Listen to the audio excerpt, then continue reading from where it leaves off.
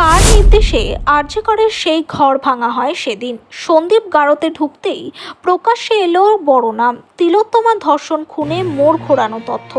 আরজি কর মামলায় প্রথম থেকেই একাধিক জলঘোলা, প্রথম থেকেই পুলিশি নিষ্ক্রিয়তার অভিযোগ, শুরু থেকেই তথ্য প্রমাণ লোপাটের অভিযোগ।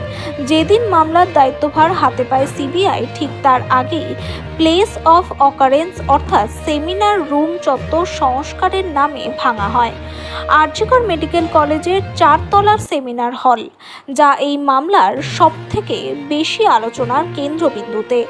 ঘটনাস্থল যেখানে, সেই ঘরের পাশের ঘর ভাঙতে হঠাৎই উদ্যোগী হয় হাসপাতাল কর্তৃপক্ষ।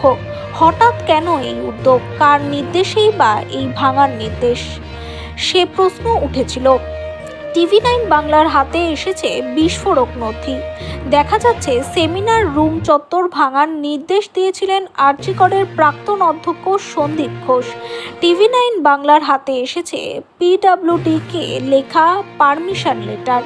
চিকিৎসকদের অন ডিউটি রুম শৌচাগার ভাঙার নির্দেশ দিয়েছিলেন সন্দীপ ঘোষ। সেই নির্দেশনামায় সই রয়েছে সন্দীপের, আর নির্দেশনামা 10ই আগস্টের। তিলোত্তমা খুন হলো 8ই আগস্ট মধ্যরাতে। তাহলে কিভাবে এত বড় ঘটনার পর ভাঙার নির্দেশ? আরজি করের সেমিনার রুম কার নির্দেশে ভাঙা হয়েছে সে প্রশ্ন ওঠে আদালতেও। নির্দেশনামায় দেখা যাচ্ছে সন্দীপ ঘোষ পূর্ত বিভাগের সিভিল ও ইলেকট্রিক্যাল বিভাগের ইঞ্জিনিয়ারকে নির্দেশ দিয়েছিলেন। যেখানে এত বড় ঘটনা ঘটে গিয়েছে, তারপর কিভাবে ক্রাইম সিন ভেঙে ফেলা হলো?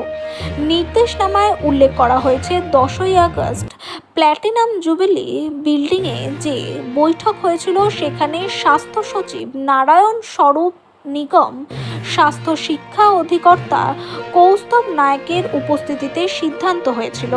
সেই মতো নির্দেশ দিয়েছিলেন সন্দীপ ঘোষ। অর্থাৎ এক্ষেত্রেও নির্দেশনামার বয়ান এমনভাবে রয়েছে যাতে সন্দীপ ঘোষ বন্দুক রাখছেন স্বাস্থ্য ভবনের কাঁধেই।